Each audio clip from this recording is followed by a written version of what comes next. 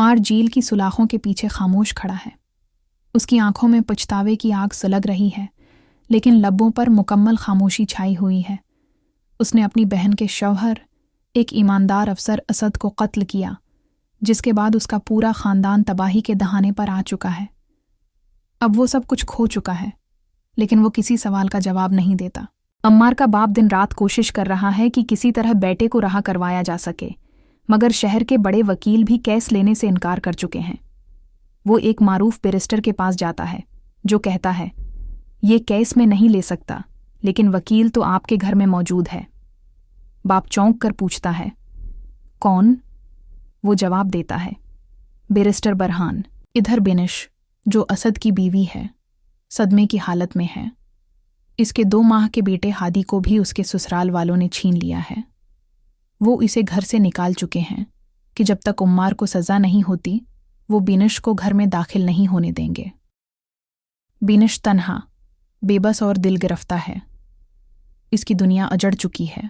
बिनिश असद की कब्र पर जाती है, आंसू बहाती है और कहती है, तुम तो चले गए, लेकिन तुम्हारे जाने के बाद मेरा सब कुछ छन गया।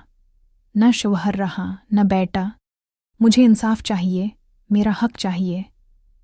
उसकी आवाज़ में दर्द है और आंखों में वो करब जो सिर्फ एक माँ और बीवी ही महसूस कर सकती है। बिनिश कमरे के कोने में बैठी है।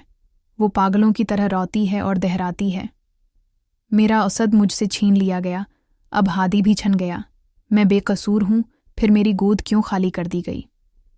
इसकी चीखें घर की दीवारों से टकराकर वापस आती हैं। अम्मार की माँ, जो सालों से खामोशी से सब सहती आई है, अब ज़ब्त का बंधन तोड़ देती है।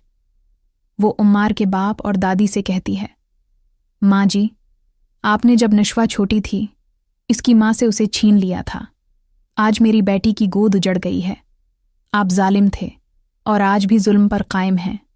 हमारी खुशियां बर्बाद हो गईं। उसी दौरान एक नई खबर सबको झंझोड़ देती है। हादी की तबीयत अचानक खराब हो गई है और उसे हस्पताल मुंतकिल किया गया है।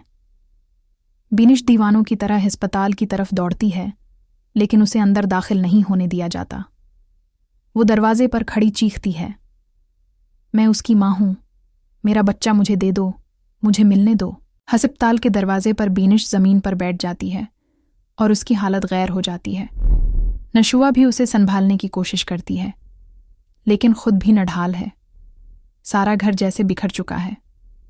दुख, दर्द और आंसू सबका मकदर बन चुके हैं।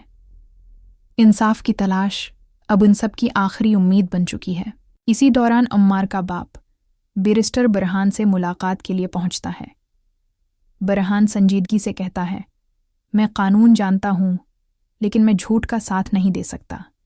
अगर अम्मार ने वाकई कत्ल किया है तो उसे सज़ा मिलनी चाहिए, लेकिन फैसला हकीकत जाने बगैर नहीं होगा। बाप को उम्मीद की एक किरण दिखाई देती है।